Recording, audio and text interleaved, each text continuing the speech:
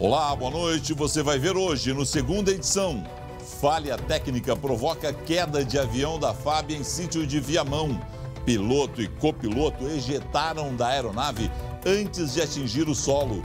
Equipes da Força Aérea apuram as causas do acidente que aconteceu em uma área de difícil acesso. Colisão entre ônibus e caminhão deixa um morto na BR-285 no noroeste do estado. Medo no interior. Grupo assalta a agência bancária em Caraá. Criminosos bloquearam rua com caminhão, renderam motoristas e, na fuga, levaram 2 vigilantes do banco como reféns.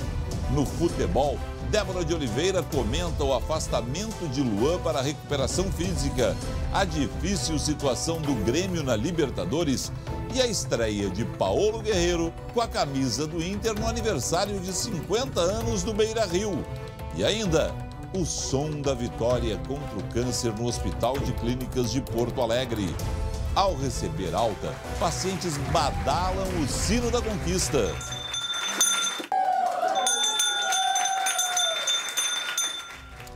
O SBT Rio Grande, segunda edição, está no ar.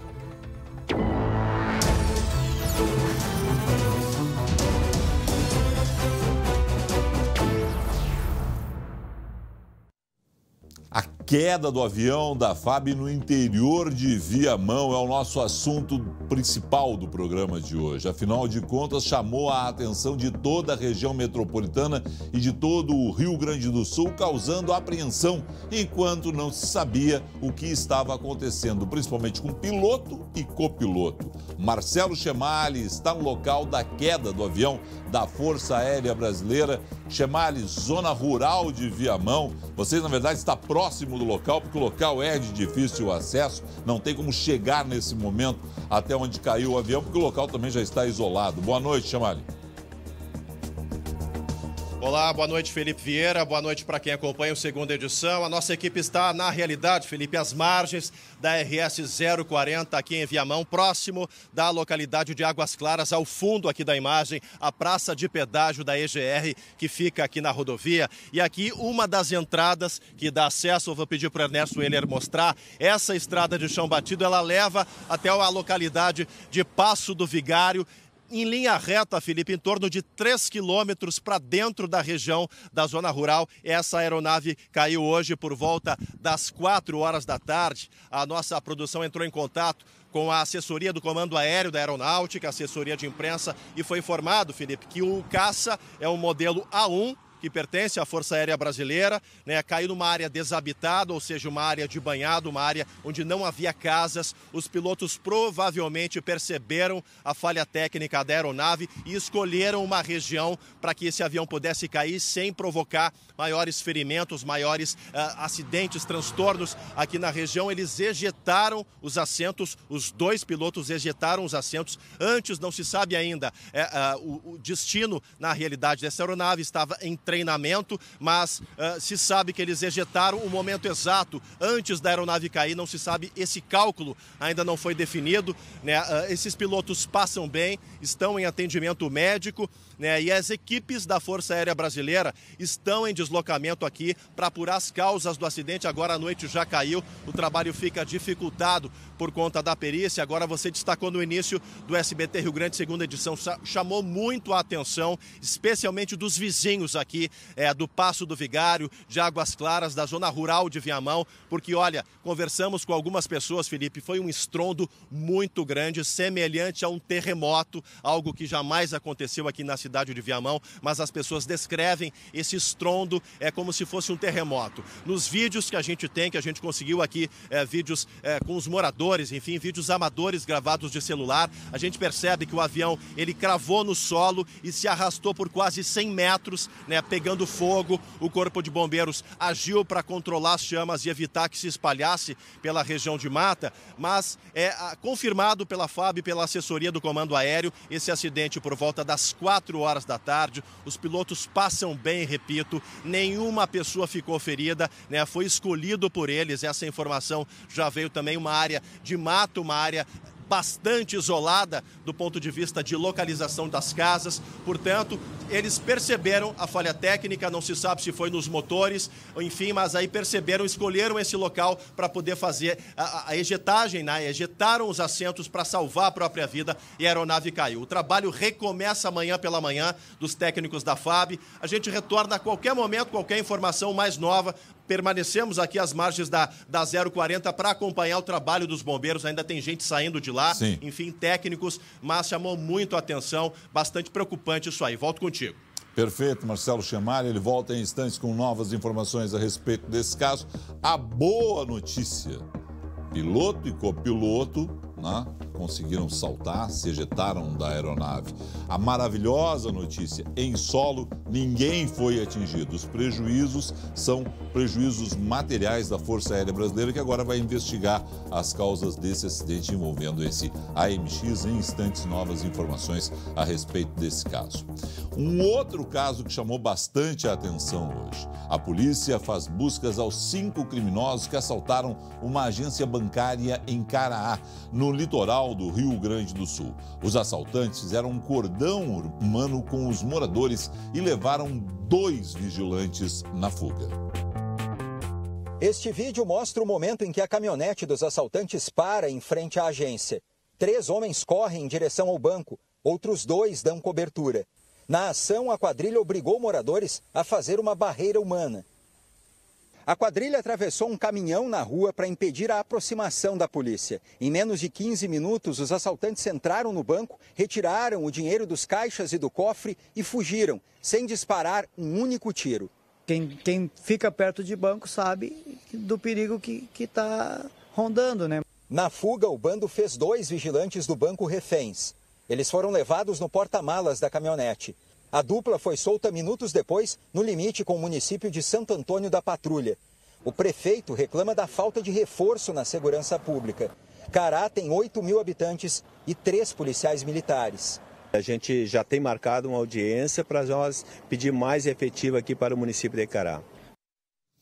A Brigada Militar informa que em Caraá há uma guarnição de 2 policiais que se revezam em plantão de 12 horas. Quando precisam de mais suporte, eles pedem auxílio de outros batalhões localizados em cidades próximas. Hoje participam da operação policiais de Santo Antônio da Patrulha, Osório, Gravataí e Porto Alegre. E vamos combinar o seguinte: a situação vai seguir por um bom tempo assim em Caraá e outras pequenas cidades do interior, porque também nas grandes está faltando policiamento. O cobertor é muito curto nesse momento, a gente não está vislumbrando aí nenhuma grande saída, não, nenhum grande milagre de surgirem, né, policiais civis, policiais militares, para ampliar a sensação de segurança nossa, tanto nas grandes cidades, na capital, como em pequenas cidades, caso de Caraá, com 8.000 habitantes.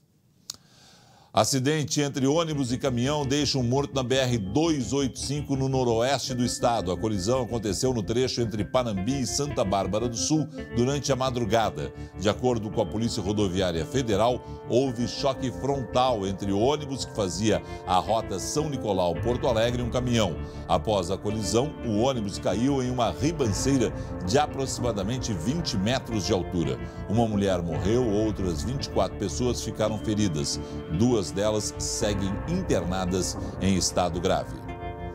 E a gente teve o registro de muita chuva nas últimas horas em todo o Rio Grande do Sul. Em Santa Maria choveu 104 milímetros em poucas horas. Foi tanta chuva que a enxurrada deixou uma vítima no centro do estado. Foi encontrado ainda durante a manhã o corpo de um homem que desapareceu durante o forte temporal da noite passada na cidade de Paraíso do Sul. Ele estava com um amigo em um carro na região da linha Campestre, interior do município. Antes de atravessar uma sanga, ele desceu do veículo para ver se conseguiria atravessar. No mesmo instante, a água estava subindo, ele acabou sendo arrastado pela correnteza. O outro homem subiu no teto do carro e conseguiu assim se salvar. A vítima foi identificada como Senildo Mate, de 28 anos. Confira agora a previsão do tempo para os próximos dias. Nas próximas horas, o tempo seguirá úmido, com previsão de chuva leve em parte do litoral e da Serra Gaúcha.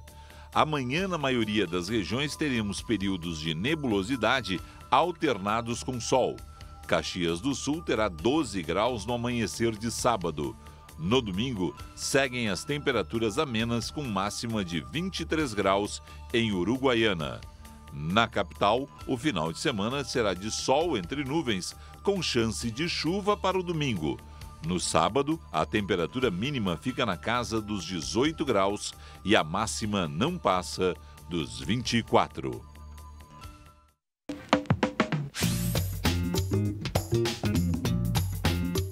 A hora é dele, Pinheirinho. Bom te ter aqui sempre, querido. Tudo bem? Maravilha. Vais lembrar a tua infância e boa parte da educação hoje, da tua educação hoje? É isso aí. Hoje, Porto Alegre e o Rio Grande do Sul comemoram uma data muito especial. O Instituto de Educação General Flores da Cunha completa, Felipe, 150 anos. Minha mãe, minhas tias, meu irmão, eu e tantos outros gaúchos e gaúchas estudamos lá, no prédio da Avenida Oswaldo Aranha e na escola anexa da Avenida José Bonifácio. Nesse anexo, Felipe, aos 9 anos de idade, junto com colegas, editamos um jornalzinho da aula. Foi minha estreia precoce. Em 1935, nos 100 anos da Guerra dos Farrapos, foi inaugurado o prédio da Oswaldo Aranha, atualmente sendo restaurado. Foram anos de luta da comunidade escolar para que o prédio recebesse restauração completa. A nova promessa é que será devolvido aos alunos e professores em maio de 2020. Na sua fundação, em 1869, o Instituto se chamava Escola Normal da Província de São Pedro do Rio Grande do Sul. Desde então e até hoje, consagrou-se como a mais antiga instituição de ensino formadora de educadores do Brasil. Isto é, ali se formam os professores que vão alfabetizar e ajudar a formação do caráter de nossos filhos e netos. Olha, parabéns ao Instituto de Educação, 150 anos, uma tradição fantástica. E educação tem que se olhar, porque é da educação realmente que a gente depende para fazer um país melhor, né? É isso aí, tudo, criminalidade, dificuldades, todas têm a ver com a educação, né? E amanhã, doutor? Bom, amanhã no Anônimos Gourmet, batatas turbinadas e super mousse de chocolate. Não perca! Voltaremos!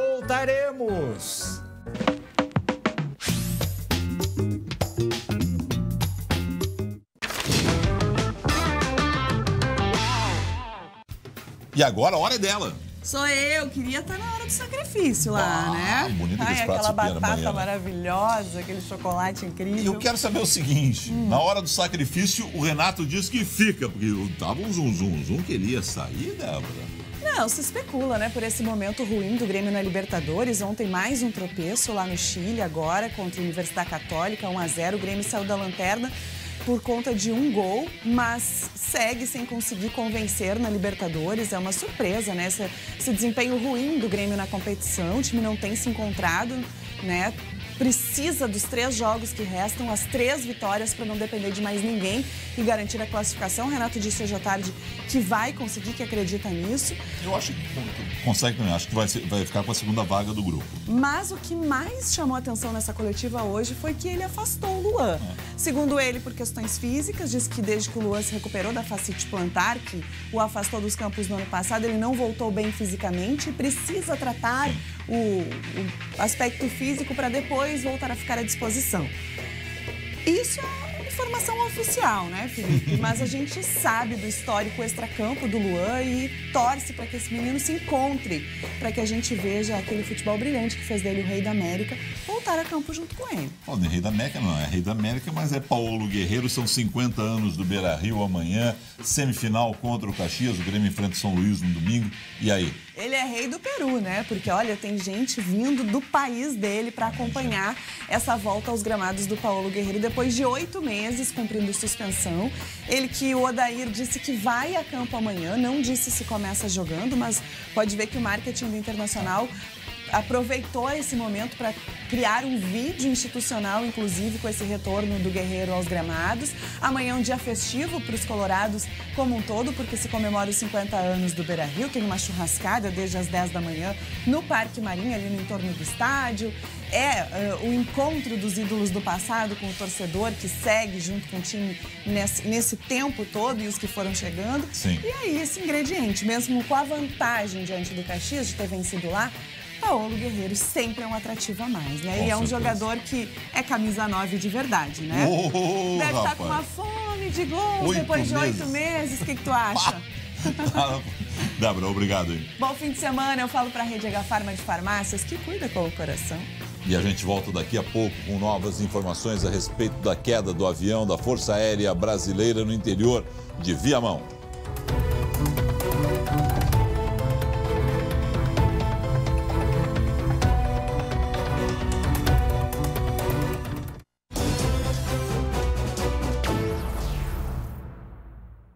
O momento da vitória de encerrar o tratamento contra o câncer é sempre um motivo de festa. No Hospital de Clínicas, aqui em Porto Alegre, o momento é simbolizado pelo Sino da Conquista. É o som da esperança, das lágrimas de alegria, do sorriso da superação. A Kathleen, de 16 anos, vibrou com o toque do sino. Em 2015, ela descobriu um câncer no osso que resultou na amputação da perna esquerda. Em seguida, a doença atingiu o pulmão. Agora, ela encerrou o tratamento e já sonha com o futuro. Passa pra mim que eu sou guerreira. Eu quero conseguir a minha prótese, né? Voltar a caminhar de novo e fazer faculdade, estudar. O Sino da Conquista existe no Hospital de Clínicas desde 2017 e marca o fim do tratamento de câncer de crianças e adolescentes. Desta vez, 6 pacientes deram o sinal de uma nova fase. A gente festeja esse momento, todo mundo junto, né? A equipe assistencial e os pacientes. Como se fosse, na verdade, uma equipe só, todo mundo trabalhando com esse objetivo comum, que é acabar o tratamento e curar a maior parte das crianças. Há 4 meses, a Emily fez as últimas sessões de rádio e quimioterapia. Foram 2 anos de luta contra um linfoma no pulmão. A gente nunca pode desistir de lutar, que tem cura sim. A felicidade do Gustavo expressa bem o fim da batalha contra a leucemia, que durou 4 anos. Não é apenas um toque de sino. O som do sino, ele também toca muito o coração. É muito difícil segurar a emoção num momento desses, né, Maggie? É muito mesmo, né? É uma emoção muito grande. Felicidade misturada com tudo junto, né? Muito bom. Bongo? Sim. Acabou? Sim. E agora? Vida nova? Sim. As famílias vibram, choram. É hora de voltar para casa, Inaê. O que para ti representa esse momento, hein? Acabar todo o tratamento. Poder voltar para casa, vida normal. Sim. Se existe anjo, foi Deus que colocou todos na nossa caminhada nesses 9 meses de tratamento. A comemoração inspira, dá fôlego e fortalece a fé de quem ainda está em tratamento. Como a pequena Isabelle, de 7 anos. A gente se emociona, né? Porque é um momento tão esperado, né? A gente passa por momentos tão difíceis. Mas, Isabelle, logo, logo você vai estar tocando aquele sino também, não vai? Sim. O que você vai querer fazer depois que tocar aquele sino, hein? Eu vou arrebentar.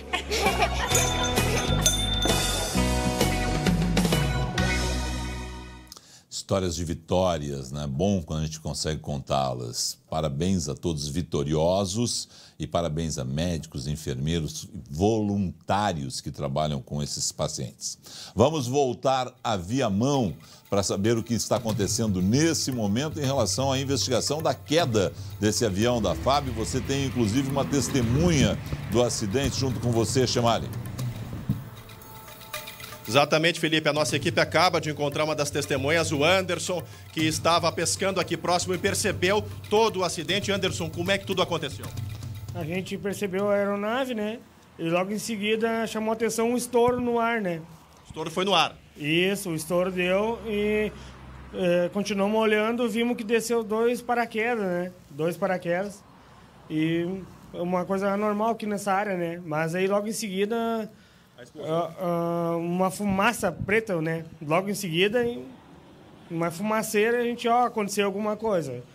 Deve ter explodido. Anderson, obrigado pela tua informação. Felipe, volto contigo amanhã. Atualização desse caso na programação jornalística do SBT. Contigo. Com certeza. Obrigado, Chamali. A gente fica por aqui. Tenham todos um excelente final de semana. Fiquem agora com o SBT Brasil. Tchau.